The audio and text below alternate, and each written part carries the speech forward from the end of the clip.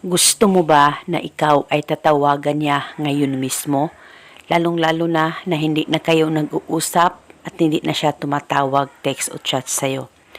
At dahil sa matindi ang pinag-aawayan ninyong dalawa, halos makipaghiwalay ang partner mo sa'yo.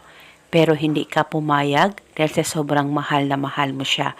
Pero ngayon, hindi na kayo nag-uusap dahil sa hindi na siya nagpaparamdam sa'yo at dahil LDR kayong dalawa.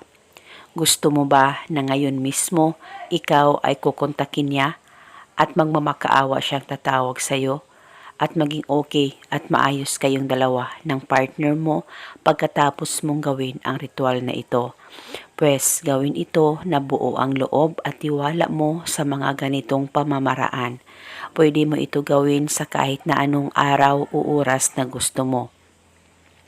Ang gagawin mo lamang, kumuha ka ng isang barya, kahit na anong barya na meron ka ay pwedeng gamitin, o kahit ikaw ay nasa ibang bansa, ay pwedeng gamitin kung anong barya na meron ka ngayon. At pagkatapos kumuha ka ng papel at panulat, isulat sa papel ang kanyang tunay na pangalan at apelido ng 3 beses. At sa ibaba, isulat mo ang kanyang contact number o kahit na anong contacts na meron ka sa kanya.